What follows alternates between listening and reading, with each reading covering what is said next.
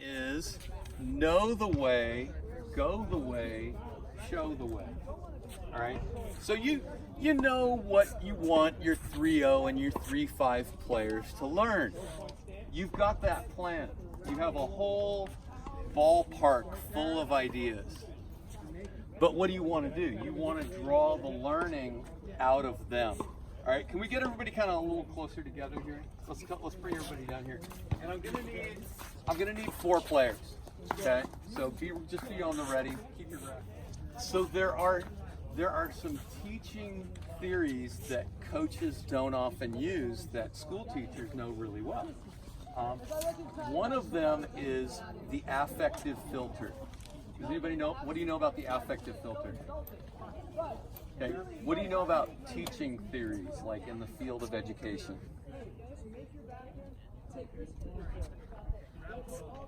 Okay, and you know, a really funny thing happens when you ask questions and nobody has an answer. What kicks in? Curiosity. So when you ask a question and nobody's got an answer, then curiosity kicks in. All right, so the affective filter has to do with creating a low anxiety atmosphere. Because as anxiety goes up, learning goes down. Right? Now, there's a funny thing though, as people progress and they go to higher challenge levels, then sometimes you ramp the anxiety up because they have to learn how to handle high anxiety moments. Like think about a high school match where it's 3 matches apiece and the third doubles team is on the court and they have 100 eyeballs on them or less. It feels like 1,000 to a third doubles kid, right? That's a pretty high anxiety situation. Are they ready for that? Maybe, maybe not. What we want to do initially is start with a very low anxiety situation. All right, now, we're going to be doing this as though it were 3-0 to 3-5 doubles, all right? So I want you to think that way and give me answers as though you don't know as much as, you know what I mean? Maybe you know more than a 3-0, 3-5, but give me the answers they would give. All right, now, so after the affective filter comes prior knowledge. Does anybody know about prior knowledge? Tell me about prior knowledge. Just experiences that you've had in that field before. Okay, so wasn't it nice to hear Ryan say it instead of me? So Ryan for a moment became an expert, right? How hard was I working while Ryan was answering? How hard was I working while Ryan was answering? Not at all. Make your life easier by using prior knowledge. Who enjoys hearing the same thing over again from the coach? Nobody. But if you get the kids to say it, then the coach isn't saying it and they become experts and they hear it in a language more like themselves. So this know the way, go the way, show the way thing works on different levels. Right now I'm treating you as though you were my players. But I want you to go meta and think about this as you as a coach turning around and doing this with your players. All right, now, who are my 4 doubles players? Okay, I need one more. You're right here? Okay, good. So you 2 on that side, but don't go far. Just come up to the net on this side. You 2, come over here. All right. Come join me up to the net. All right. Come right here, please. Come on, guys. All right. So tell me some things that you know about doubles. Double strategy. Aggressive net players. Okay, aggressive net players are an advantage. All right. What's the role of the server? To start the point. Okay, good. Did you hear that? Okay. To start the point. All right. Is there more to it than that? Set up your partner. Tell me a little bit more about the more to it than that. Server starts point. No, I'm talking to you, sir. Oh, sorry. He said set up your partner, which I like. Okay, all right, very good. So the server's job is to try to make it as easy on their partner as they can. Good. So What's the returner's job? Start the point, start returning. Ball back. Return, make the return, all right? Is it that simple? Is there more to it? Tell me a little bit more about that return. Return, mainly Western target. As a good server or not, you want to protect your partner too. Okay, so you want to protect your partner. We're going to get into that. What does protecting your partner look like? All right. Server's partner, what do they do? Put pressure on the baseline. Try to make life I'm working mostly with these four right now. I can't hear over there. Anyway, okay, be aggressive, right? And that person wants to be aggressive. Okay, yes, and anything else? I forgot the question. Okay, sorry about that. I didn't mean to shut you down. See, look, I created now look at the high anxiety over there. I just raised her anxiety by shutting her down. So on a water break, if you were my student, I would go, hey, sorry about that. I want to hear what you have to say. Okay? Because you have to be careful not to shut people down if you're trying to get them to use their voice. Right now, what does the returner's partner do? And it's really amazing how few people know this. And when you learn the proper role of the returner's partner, you can win a lot more matches. All right. You're the server, but don't worry, you're not going to hit a ball. Cool. Line up, okay? All right, do you really want to serve from there? If I'm playing doubles, yeah. Really? Okay, because I would like to have you a little more over towards the middle by a little bit. Okay, good. All right. Where's he going to stand? Okay. I'm a big fan of stand here. Okay. What's the advantage of being a little further back? Okay. More time to see the ball. I'm not going to hit you in the head. The advantage of standing a little further back are a couple different things. One, more time to see the ball. Less susceptible to a lob. More room to move diagonally to cut off the volley. People who get too close can't go forward because there's no room. All right. Now,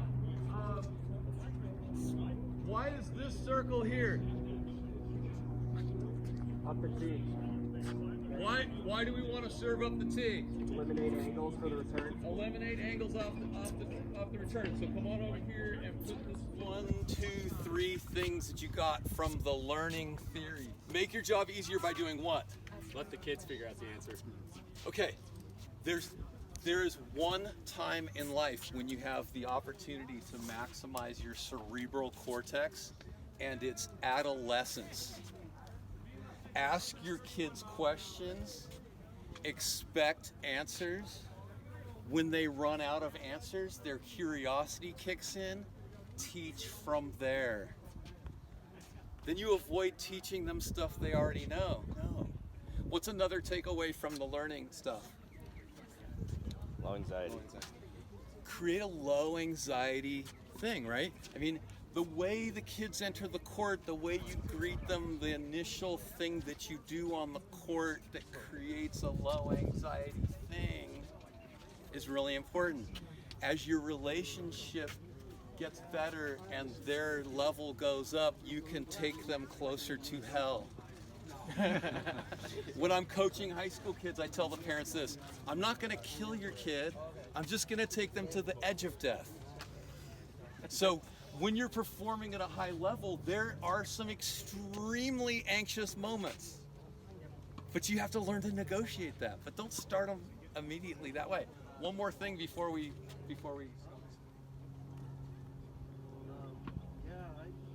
Okay, I'll leave you with this, because here's what you're thinking. I know this is what you're thinking. It's more about how they learn and how you draw the learning out of them than it is about you drilling a hole in their head with a funnel and pouring information into them. Because when they answer the questions, when they do the teaching, when they guide the lesson, they own it, they're engaged with it, and your job becomes easier. Thank you. Thank you. What is the core? What is somebody's core? midsection. Midsection, right. So it's a lot of the muscles and tissues and connectivity throughout your midsection. And actually a lot of it runs into your limbs. So there are a lot of stability issues that are addressed with core training. Okay, so here's the first thing we're gonna do, is we're gonna take this ball right here, and you can put your racket in the net, all right? And then feel that, because I have this squishy 8-pound ball, heavier than you thought, right? So take a step back, and now toss me a forehand. Okay, a little closer. All right, here we go. Oops, careful. Yep. So that's why I get one of these squishy ones, because if you throw a hard one at somebody and they're not ready, then they can get hurt. All right, here we go. Okay, good. Now, point to the place where you feel the engagement. Is there a specific spot? Point to that spot. Okay, so doing this really engages the front wall of your core, right? And there's so much you can teach about strokes by just throwing a medicine ball, and it's very non-verbal. It can be a little threatening because the balls are heavy and kids might be afraid of them, so you have to take it easy with these, and then as you go up the levels, you can throw them farther and faster and whatnot. Here we go. Okay, what's the first thing you notice on your first shot? After beat it, I got the core. You immediately felt that you had your core engaged in your shot. Did it seem easier than your normal shot? Yeah. Okay. So almost 100% of the time, we get this wow experience because the player's using their core on their shots. Have you seen Mina hitting already today? Is she hitting better? Oh, much better. You're just saying that, Tom. I love you. Yeah, Tom's a shill for Bill Patton, and Bill Patton loves Tom. Talk about rotation. Okay. Rotating. No. This is good. That's great. That's a great answer. Okay. So, do you feel like an expert now, Mike? I do. Good. Twisting the core is what I should have said. Okay. Not All right. rotating the core. No. That's good. That's good. So, great observation. Did I talk about that? No. It happened. I could talk about it. I could tell her, oh, you need to twist your core more. You need to turn your core more. And you'll be like, oh, those are nice words. Okay, what does that mean? Okay, so then they go, wait, what does that mean? I don't know what turn my core means. Right? So this is a way to get them to the demands of the ball creates a situation where they have to use their core or they will fail.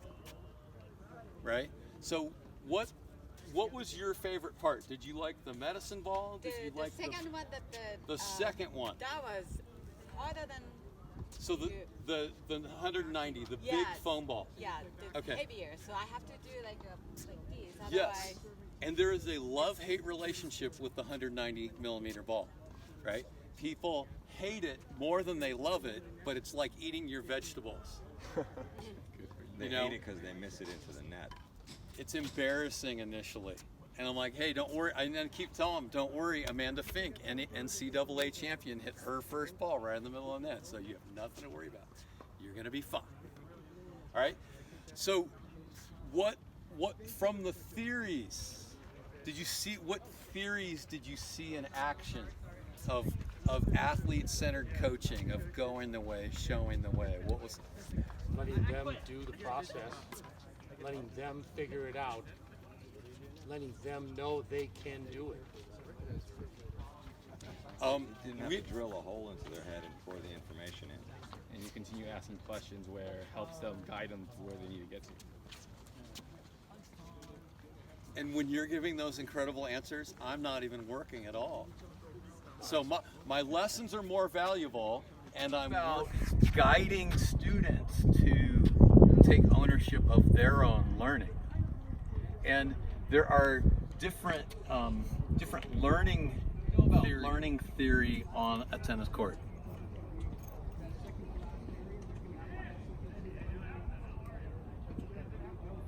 Okay, so here's the first one. Coaches don't ask enough questions, and they don't expect answers. And so that's why coaches aren't ready to answer questions when other coaches ask them. So this is going to be different levels. This is going to be me coaching you like a player, but then also me coaching you as a coach to turn this around and use with your players, right? A lot of times we use the medical model. The student comes to us, we're the doctor. We diagnose what's wrong with them and we give them the medicine. Here's your shot, right? Or we treat it like we could drill a hole in their head, put a funnel, pour the information in, boom, got it, right? But now it's not really that effective. So what we want to do is we want to draw the learning out of them, all right? So we're going to do a lesson here on core engagement, and you're going to discover some things. So you're going to discover what's happening here. And there are a couple things that we're going to do. One, we want to create a very low anxiety situation, because there's this thing called the affective filter. Do you know what the affective filter is? Okay. If you had to guess, if anxiety goes up, does learning go up or down? Down. Okay, so that's the affective filter, all right? Then there's another thing called prior knowledge. So, do you know about prior knowledge?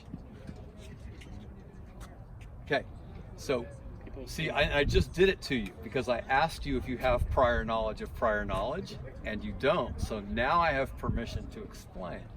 It's when you ask the students, what do they already know about something? Because who enjoys hearing the same thing over again? Nobody. You want new information, all right? So now, so then also, I'm really big into the Socratic method, because lots of research shows that the teenage brain is growing so fast that when you ask questions and you expect answers and you help them learn how to think, the upside in how many synaptical connections they can make is amazing. So they'll become decision makers, right? You had a thing on decision making already. So, but you have to put the players in a situation to make a decision, right? Okay, so using lots of questions and letting them answer makes them the teacher for a little bit. All right, now I need a volunteer for a core engagement. Okay. Yeah, are you my volunteer? Mm-hmm. Okay, go on that side, please. And just stay pretty close to the net for a moment. All right, so what do you know about core engagement in playing tennis?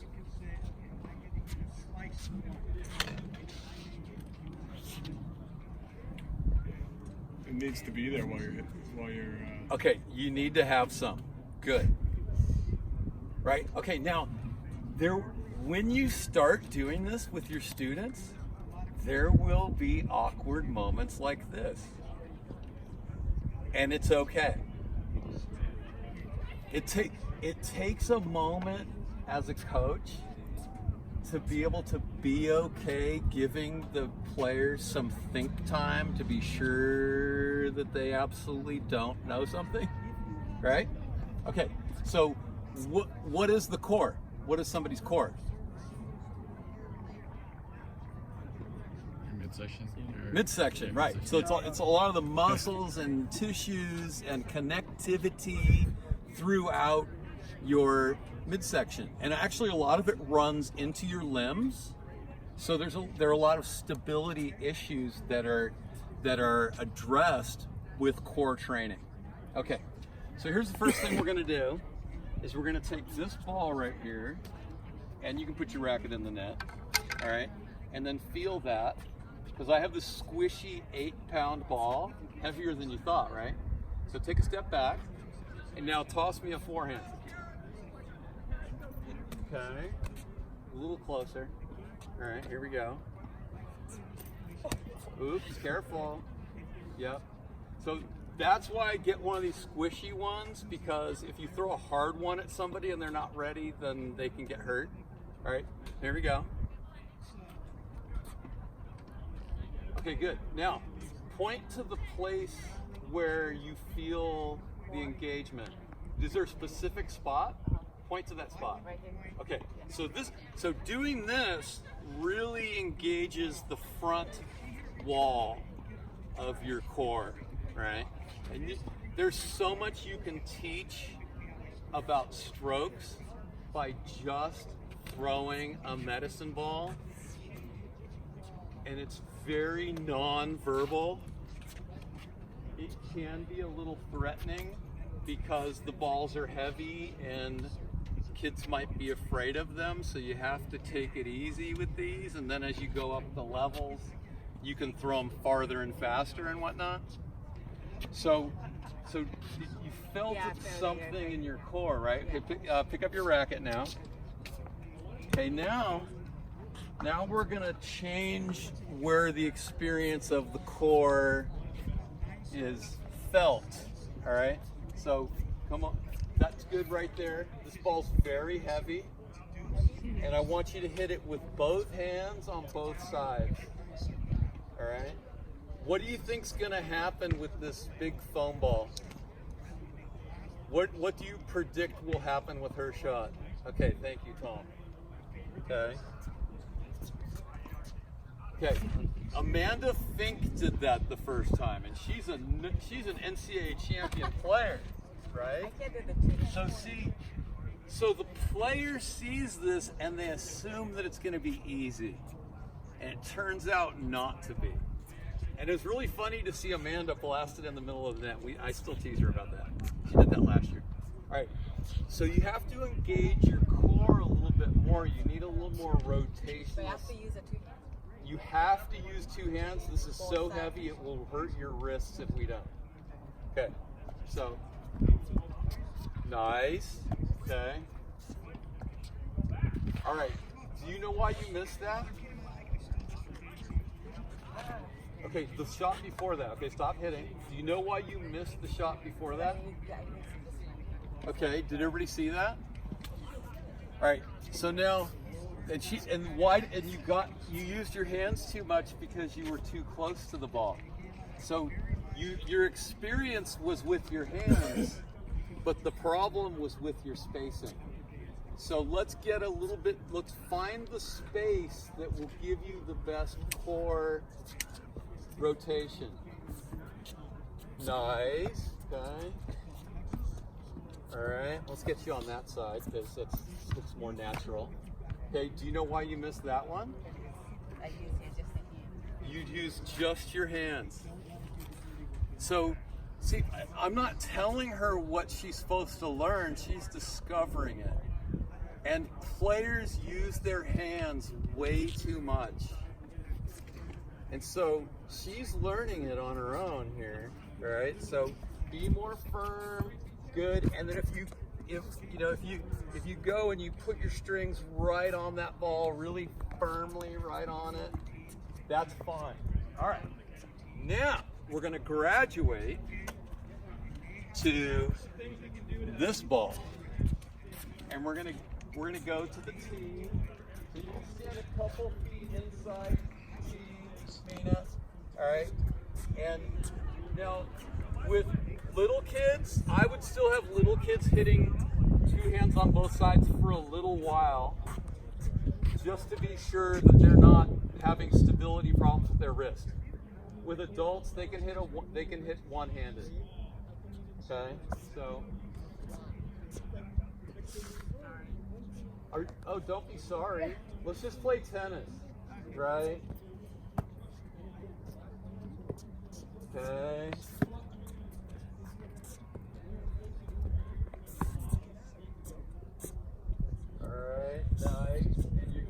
good rotation on that. Now, on that one, do you think you would line up your hands a little bit different, or your arms differently with your shoulders to hit more solidly? Yeah. What would that look like? Show me how you would line things up more. Yes, yes, because see, you were up here like this and you lost some torsion, right? So give me a little stronger shot over there. Okay, so look at that. How would you like to have them fix their stroke in one shot? So the student is learning how to do it.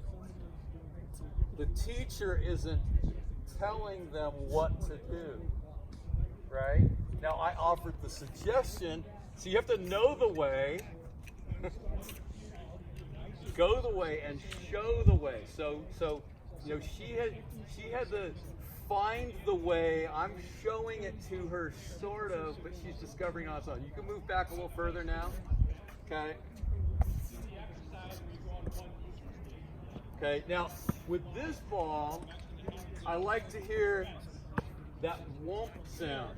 So do what you can to hit the ball very cleanly. You hear that? Did everybody hear that? So you get whomp. Yeah. It's embarrassing initially. And I'm like, hey, don't worry. I then keep telling them, don't worry. Amanda Fink, NCAA champion, hit her first ball right in the middle of the net. So you have nothing to worry about. You're going to be fine. All right. So what from the theories, did you see, what theories did you see in action of athlete-centered coaching, of going the way, showing the way? What was it? Letting them do the process, letting them figure it out, letting them know they can do it. Didn't have to drill a hole into their head and pour the information in. And you continue asking questions where it helps them guide them to where they need to get to. And when you're giving those incredible answers, I'm not even working at all.